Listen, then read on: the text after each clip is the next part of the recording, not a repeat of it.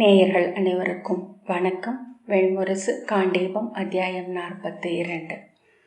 எப்போதுமே தாக்குதலில் வெறி கொள்ளும் கண்டர்கள் அன்று தங்கள் தரப்பின் இறப்புகளால் பித்து நிலையில் இருந்தனர். எல்லை மீறிய எதுவும் களியாட்டமாகவே வெளிப்படுகிறது. உறக்க நகைத்தும் படைக்கலங்களை தூக்கியபடி நடனமிட்டும் அவர்கள் அவ்வூர் முழுக்க சுற்றி வந்தனர். இல்லங்களின் அடித்தளங்களை உடைத்து அங்கு ஒளித்து வைக்கப்பட்டிருந்தவற்றை சூறையாடினர். திண்ணைகளில் கைவிடப்பட்டிருந்த நடக்க முடியாத முதியவர்களின் தலைகளை துண்டித்து தூக்கி வீசி கால்களால் பந்தாடி கூச்சலிட்டனர். வெட்டுக்கழுத்துகளை தூக்கி செந்நீரை பிறர் மேல் பீச்சி அடித்து சிரித்தாடினர். வயிற்றை கிழித்து குடல்களை இழுத்து குதிரை கால்களில் சிக்க வைத்து தெரு நீள இழுத்துச் சென்றனர். பின்னர் இல்லங்களை தீ வைத்து கொளுத்தி புகைக்குள் துள்ளி குதித்து வெறியாட்டமாடினர். ரைவதகர் எண்ணியது போல் அன்று பாலை காற்று வீசவில்லை. எனவே கண்டர்களில் ஒருவன் முட்புதர் மண்டிய பாலை மென்மணலில் குழம்புகளும் காலடிகளும் பதிந்து சென்ற திசையை கண்டடைந்தான். வாள் சுட்டி இவ்வழியே சென்றுள்ளார்கள் என்று அவன் கூற வெறி குரல்களுடன் கண்டர்கள் அச்சோடு பாதையை தொடர்ந்தனர். சற்று கடந்ததும் குழம்புகளும் காலடிகளும் தனித்தனியாக பிரிந்து போவதை கண்டனர். புறவிகளை நிறுத்திவிட்டு கைகளில் விற்களும் வாள்களுமாக அக்காலடிகளை தொடர்ந்து சென்றனர். ஆடுகளை பிறகு கொள்வோம், பெண்களையும் பின்னர் கொள்வோம், இப்போது தேவை வெங்குருதி என்றான் தலைவன். ஆம் ஆம் என்று அவர்கள் கூச்சலிட்டனர். மலையடுக்குகளுக்கு அப்பால் ஒரு பெரிய பள்ளத்தில் ஆடுகள் பட்டியடித்து கட்டப்பட்டிருந்தன. அவை ஓசையிடாமல் இருக்க அவற்றின் மேல் ஈர புழுதி பரப்பப்பட்டிருந்தது. அவர்கள் பாறைகள் சரிந்த குன்றின் மேல் ஏறி சென்றனர். மடம்புகளில் குழவியரை முலைமேல் அணைத்தபடி ஒண்டி இருந்த கஜ்ஜர்கள் காலடி யோசைகளை கேட்டு நடுநடுங்கினர். குழந்தைகளை மார்போடு அணைத்து அமர்ந்திருந்த அன்னையர் அஞ்சி மூச்சு விடும் ஒலியே புற்றுக்குள் இருக்கும் அரவ ஒலி என கேட்டது. தேனடிகளை தேடி கண்டடையும் வேடர்கள் போல பாறைகளில் தாவி தாவி அவர்களை கண்டடைந்தனர். சிறு பள்ளங்களில் ஒளிந்திருந்த அவர்களை கிழங்கு பிடுங்குவது போல் கொத்துக்களாக அள்ளி தூக்கி எடுத்தனர் கண்டர்கள். அன்னையர் இடையில் இருந்த குழந்தைகளை தலைமயிரை பற்றி இழுத்து வெளியே எடுத்தனர். கருவறைக்குள் இருந்து வருவது போல் அழுதபடி வந்த குழந்தைகளை தூக்கி குறிகளை நோக்கினர். ஆண் குழந்தைகளை தூக்கி மேலே வீசி வாழ்முனையில் விழச் செய்தனர். கால் சுழற்றி பாறைகளில் அரைந்து சிதறடித்தனர். தூக்கி உச்சி பாறைகளில் இருந்து கீழே இருந்த பாறைகள் மேல் வீசினர்.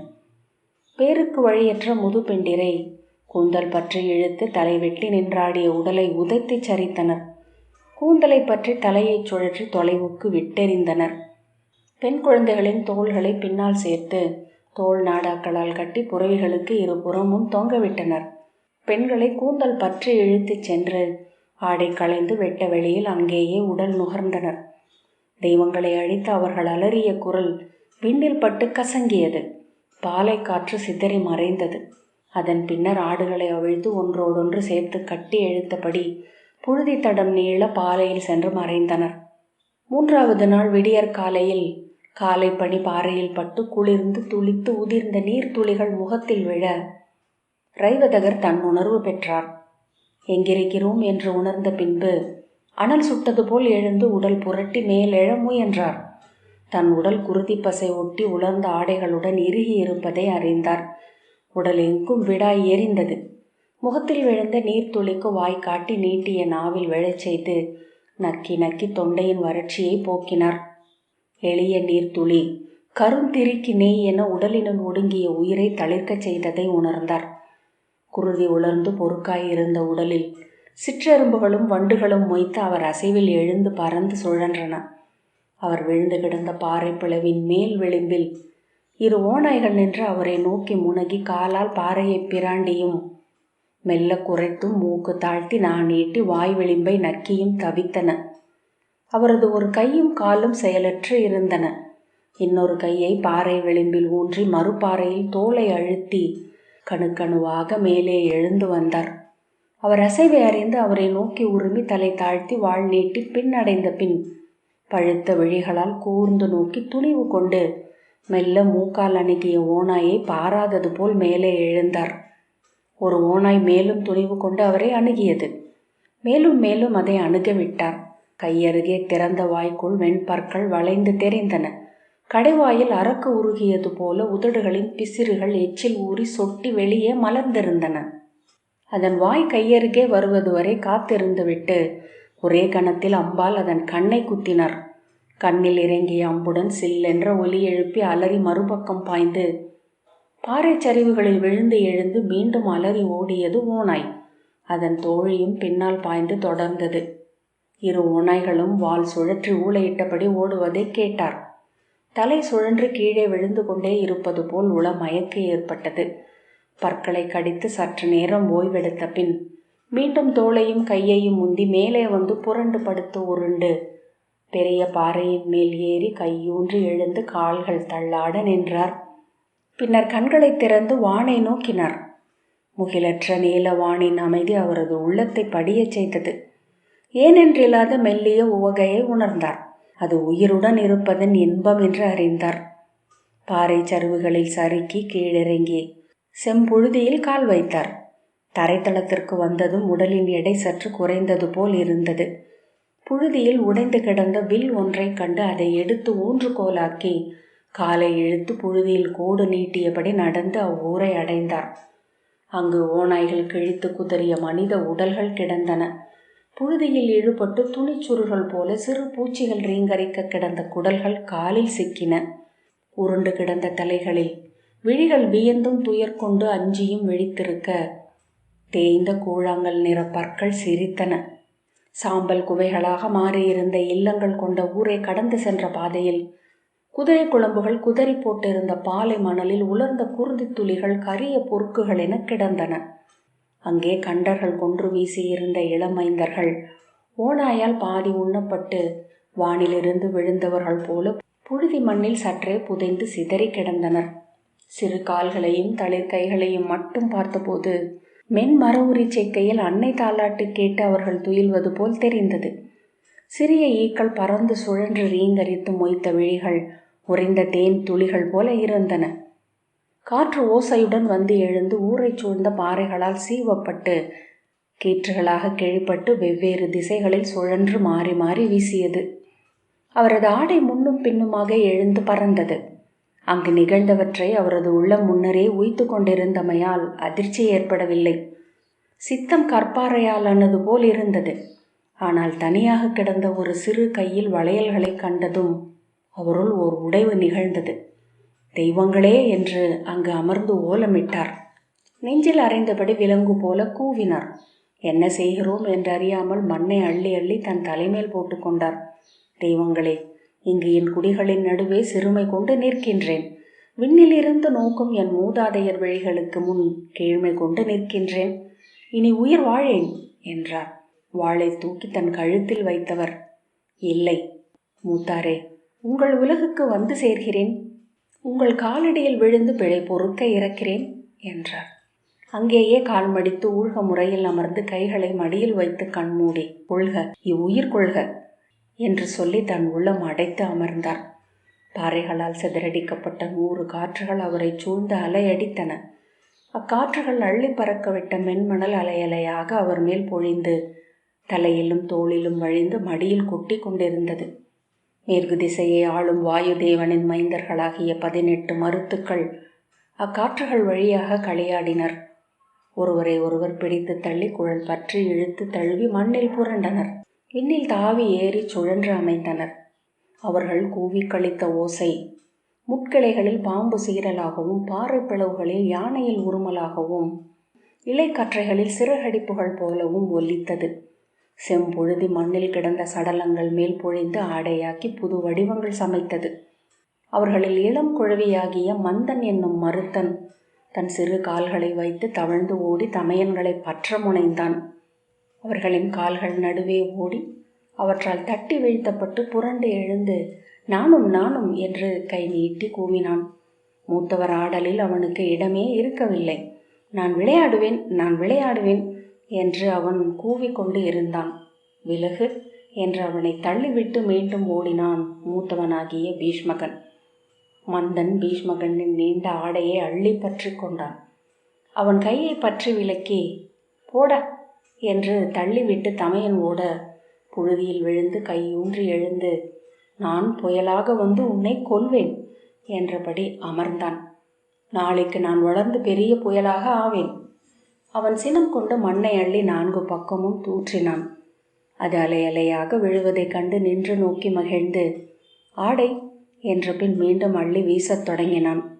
மந்தன் தன் அருகே உருவான அழகிய செம்பட்டாடைகளின் மடிப்புகள் மேல் சுட்டு விரல் ஓட்டினான். அந்த மென்மையான ஏட்டுப்பரப்பில் தன் பெயரை எழுதி வைக்க முயன்றான். அப்போது அதன் உள்ளே அமைந்த புழுதி மெல்ல பறந்து அங்கு ஒரு சிறு குழி உருவாவதை கண்டான். ஆவலுற்று அக்குழியில் கை வைத்த போது அக்குழியிலிருந்து மெல்லிய நீராவி காற்று ஒன்று எழுந்தது. வியந்து முகம் அணைத்து உதடு குவித்து மெல்ல ஊதி அக்குழி மண்ணை விலக்க உள்ளே ஒரு முகம் எழுந்தது. ஊழத்தில் இருந்த ஒருவரின் மூச்சு காற்று என்று உணர்ந்த போது மந்தன் வியந்து தன் சிறகுகளால் வீசி அப்புழுதி மூடலை விலக்கினான். உள்ளே அமர்ந்திருந்த அரசனை அறிந்து அவன் நெற்றி பொட்டில் கை வைத்து, விழித்தெழுக என்றான். விழிமலர்ந்த அவரிடம், என் பெயர் மந்தன், நான் மாருதியின் மைந்தன், என்னால் பார்க்கப்படும் பேறு பெற்ற நீ யார் என்றான். என் குடிகளை காக்க முடியாமலான போது வடக்கிருந்து உயிர் துறக்கும் நோன்பு கொண்டுள்ளேன். நான் கஜ்ஜேந்திரபுரியை ஆளும் அரசன் ரைவதகன் என்றார் ரைவதகர். உன் நகரோ உன் குலமோ உன் குடியோ அழிந்துபட்டதா என்றான் மந்தன். ரைவதகர், என் நாட்டின் ஒவ்வொரு குடிமகனும் என் குலமே, என் குடியே என்றார். அவர்களை காக்கும் பொருட்டு மணிமுடி சூடி வாழ் ஏந்தியவன் நான். கண் கழுந்து நெஞ்சு விம்மி, அதில் நான் தோற்ற பின் உயிர் துறப்பதே முறை என்றார். மந்தன் என்ன நிகழ்ந்ததே என சுற்றி பார்த்தான். அப்பால் காவலருடைய சிறு வாழ் ஒன்று விழுந்து கிடந்தது. அதை சுட்டி காட்டி, என் உடைவாள் அது, அது உன்னிடம் இருக்கட்டும், நீ விழைகையில் அதை 3 முறை வீசு, அது எழுப்பும் சீரல் ஒலி கேட்டால் அங்கு நான் எழுவேன். இனி இம்மண்ணில் உன்முன் எவரும் படைக்கலன் ஏந்தி நிற்கப் போவதில்லை என்றான். ரைவதகர் தலைவணங்கி, நல்வாழ்த்து பெற்றேன், என் குடி சிறக்க உங்கள் அருள் என்றென்றும் இருக்கட்டும் என்றார். விழி திறந்தபோது தனக்கு முன்னால் பெரியதொரு வாழ் போல் விழுந்து கிடந்த காற்றின் அலை வடிவத்தை கண்டார். எழுந்து அது எவ்வண்ணம் உருவாகியது என்று சுற்றி நோக்கினார். கனவென்றோ தொல் நினைவென்றோ நிகழ்ந்தவை நெஞ்சில் நின்றன. பெருமூச்சுடன் காலை இழுத்து நடந்து வேறொரு மலைக்கு வந்தார். அங்கிருந்து நோக்கியதும் தான் அது மாபெரும் வாள் வடிவம் என அறிந்தார். தன் கையில் இருந்த வாளை மெல்ல வீசிய போது அந்த மாபெரும் மணல் வாள் எழுந்து சுழல்வதைக் கண்டு விம்மியபடி நிலத்தில் அமர்ந்தார். அருகில் இருந்த கமனபதம் என்னும் ஆயர்குடியை அவர் அடைந்தார். அங்கிருந்து கஜ்ஜேந்திரபுரிக்கு அவரை கொண்டு சென்றனர். உடல் நலம் கொண்டதும் அவர் பிரிதொருவர் என தோன்றினார்.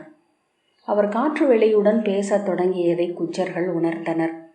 அவருக்கு தேவர்கள் காட்சி கொடுப்பதாக எண்ண தலைப்பட்டனர். அவர் பேராற்றல் மிக்கவர் என தோன்றினார். குன்றுகள் போல் பேருடல் கொண்டு மானுடரை குனிந்து நோக்கும் பார்வை விழிகளில் எழுந்திருந்தது. எல்லையில் அமைந்த தவணம் என்னும் சிற்றூரில் மீண்டும் கண்டர்களின் தாக்குதல் நிகழக்கூடும் என்று ஒற்றர் செய்தி வந்தது. தனது சிறுபடையுடன் அங்கு சென்று காத்திருந்தார் ரைவதகர். கண்டர்களை கவரும் பொருட்டு எல்லையில் கொழுத்த கன்றுகளை உலாவ விட்டனர்.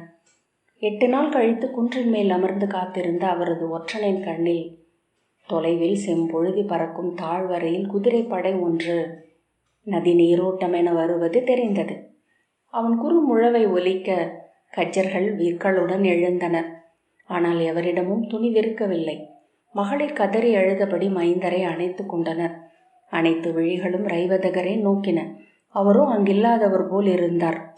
தொலைவில் வந்து கொண்டிருந்த புறவி நிறை சொடுக்கப்பட்ட சாட்டை ஒன்றின் நெளிவை போல தெரிந்தது. சாட்டையின் கைப்பிடி என வந்து கொண்டிருந்தது தலைவனின் கொடி ஏந்திய முதற் புறவி. முந்தைய தாக்குதலுக்கு பிறகு மேலும் 2 மடங்கு வீரர்களுடன் தாக்கும் வழக்கத்தை கண்டர்கள் கொண்டிருந்தனர். அத்துடன் படைமுகப்பில் 2 பக்கமும் பக்கவாட்டிலும் பின்னோக்கியும் புறவியில் அமர்ந்து சூழலை உற்று நோக்கும் கண்காணிப்பாளர்களையும் அமர்த்தியிருந்தனர். அவர்களின் படை பறவைகளைப் போல 6 திசைகளிலும் நோக்கு கொண்டிருந்தது. அப்படையின் எண்ணிக்கையை பார்த்ததும் கஜ்ஜர்கள் அஞ்சி உடல் குறுக்கினர். அத்தனை விழிகளும் ரைவதகரையே நோக்கின. கண்மூடி நெற்றி பொட்டில் சித்தம் குவித்து நின்று, மந்தனே, இங்கு எழுந்தருள்க என்றார். இடையிலிருந்து அவன் அளித்த வாளை உருவி நீட்டினார். எதிரே இருந்த பாறையிலிருந்து புழுதியும் சருகும் எழுந்து அவர் மேல் பொழிந்தன. குழந்தை சிரிப்பொலியுடன் அவரை சூழ்ந்த மந்தன், வந்துவிட்டேன் என்றான். என் குலத்தை காத்தருள்க என்றார். உன் வாளில் நான் எழுகிறேன் என்றான் மந்தன். ஆம், ஆணை என்றார் ரைவதகர். விழித்திறந்த போது செம்மண் குன்று ஒன்றின் மேலிருந்து அலையாக புழுதி காற்று இறங்கி வந்து படிவதைக் கண்டார். நெடுந்தூரம் வாளென வளைந்து கிடந்தது அது. தன் கையில் இருந்த குறுவாளை அவர் அசைத்த போது அதுவும் அசைந்தது. தன் படைகளை நோக்கி, அங்கு செல்வோம் என்றார். நாம் தப்பி ஓடுகிறோமா அரசே என்றார் படைத்தலைவர். ஒரு முறை ஓடினால் பின் எங்கும் நிற்க இயலாது. இவர்கள் கஜ்ஜயந்தக குன்று வரை வந்து விடுவார்கள். ரைவதகர், இல்லை, இன்று நான் இளமருத்தனின் வாளால் போரிடப் போகிறேன் என்றார்.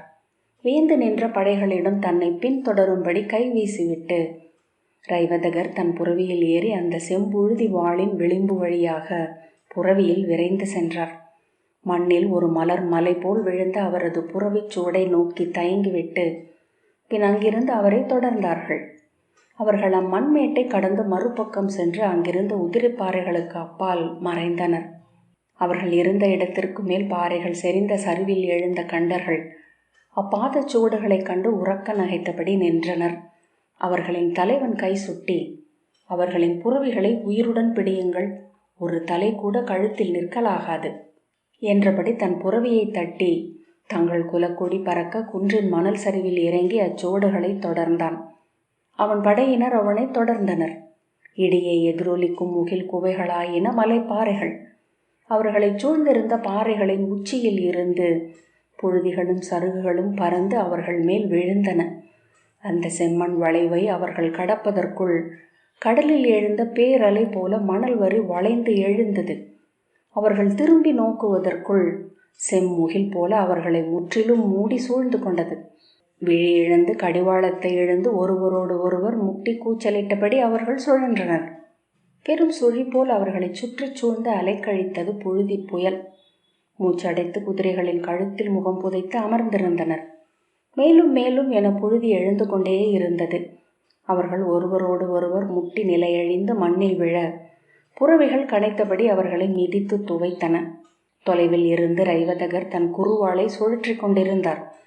செம்புழுதி சுழலுக்குள் மின்னிய வாழ் மின்னல்களையும் புறவி வாள்களின் நெளிவையும் கண்டார்.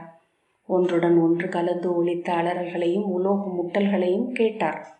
கொல்லுங்கள் என்றபடி பாறையில் வில்லுடன் எழுந்து அப்புழுதி படலத்தை நோக்கி அம்புகளை எய்தார். இலக்கின்றி அவர்கள் விட்ட அம்புகள் அனைத்தும் பார்வையின்றி தவித்த கண்டர்களை தாக்கின. ஆரவாரங்கள் அனைத்தும் ஒழியும் வரை அவர்கள் அம்பெய்து கொண்டே இருந்தனர். பின்னர் செம்புழுதி சுழி உச்சி குவிந்து கூர்மை கொண்டது. குடிமி போல் ஆகி வானில் எழுந்து அலை கழிந்து வடமேற்கு நோக்கி சரிந்து இழுபட்டு மறைந்தது. அதன் அகன்ற கீழ்வட்டம் மண்ணிலிருந்து எழுந்து வலை போல வானில் தெரிந்து மெல்ல மறைந்தது.